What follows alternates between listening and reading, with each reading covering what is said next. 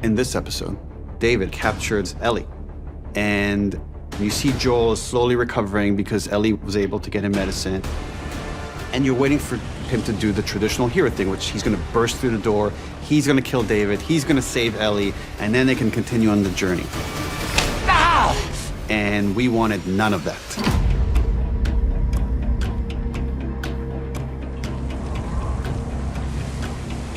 We think of it as our cold episode.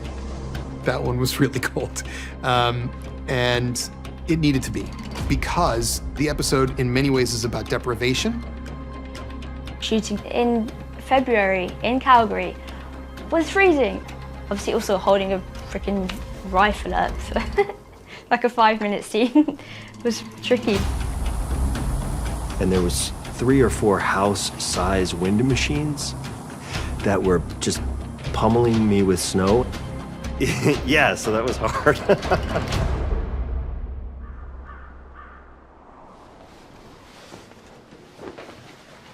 You thirsty? So we find ourselves in this darkest place with the darkest version of Joel. And Ellie is forced to survive on her own.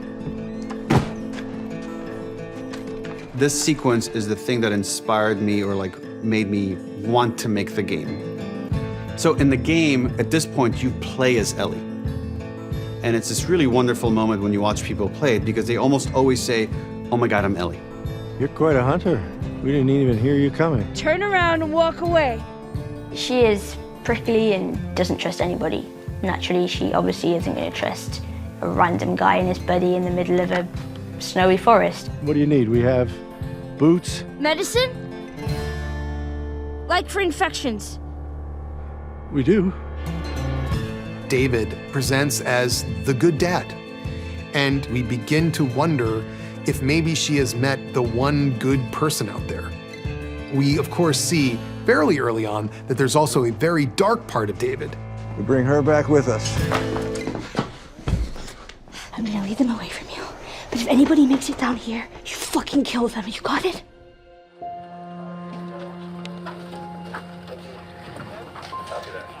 When he captures Ellie, 3, 2, 1, action!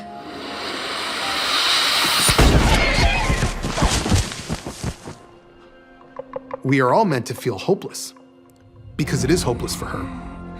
And we also come to understand 2 things that maybe weren't immediately clear. One is that David is a bad father, in a terrible bad way. And the other is that these people that Ellie finds herself amongst have been eating their own dead. You're going to chop me up into little pieces. I'd rather not.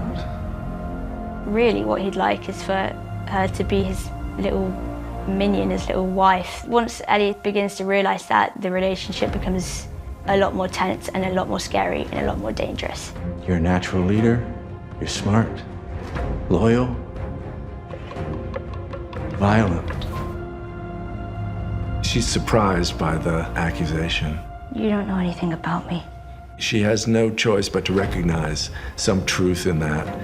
And certainly David believes he's about to turn her. You have a violent heart, and I should know.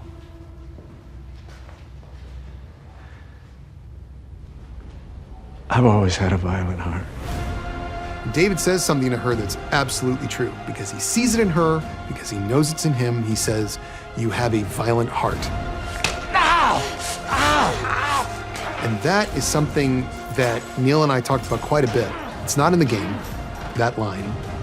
As much as we love her, we also have to be a little scared of her. Tell them that Ellie is a little girl who broke her fucking finger! The sun part, you were lying down and you hit. Yes. I don't remember if you... I went up a little like this, but I did that. My connection to this story and really this world is a little bit more unique than others. The sawmill scene exists in the game to endear David to Ellie and to see this come to life in a completely different way. It's been a mind trip, man. It really has been. Top mark. And action. Please don't! Had your chance! Don't! I'm infected! David. No. Playing any character is an upgrade from what I thought I was going to be able to do. I thought I was going to be like a clicker. Ellie gets to demonstrate this incredible moment of, intellect and resilience and also just ferocious violence. And she plants that cleaver right here. And I slam up against the wall and I slump up against this thing and I slide down. And I was like, that looks awesome. Ellie!